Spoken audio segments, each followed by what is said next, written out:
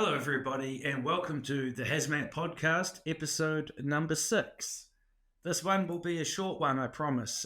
We've obviously given you a lot of information the last couple of podcasts, and this was just an interesting question that I get from time to time from different people, and it makes perfect sense. Where does the asbestos go once you've removed it? And I thought about that.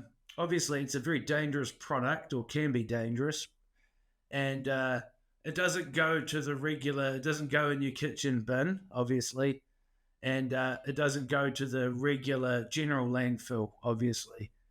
So I thought I'd just answer this question quickly and let you guys know that once we package up asbestos and seal it up to keep all the dust in, and to make sure it's safe to handle, generally we will put those bags into a larger containment bag. We call them hazy bags.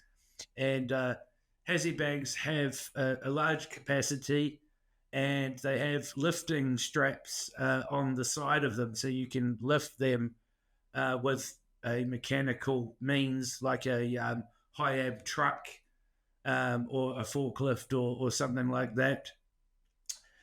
So we'll put them into a hazy bag, and then they do go to the rubbish dump, believe it or not. But not every rubbish dump accepts asbestos waste, number one. And number two, you generally can't just rock up there with a load of asbestos. You actually have to fill out a permit beforehand. Generally 24 hours beforehand, and actually have it approved before you turn up. So anyway, it goes to the rubbish dump, and you check in usually at the weighbridge, and you'll be directed to the asbestos area. And usually in most landfills around, it will be a completely segregated area from the main landfill.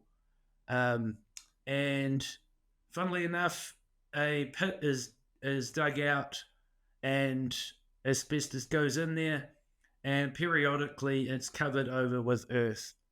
So the bag, everything in it, in the hazy bag, just gets lifted off, put in the pit, and then covered over with earth from a bulldozer or whatever.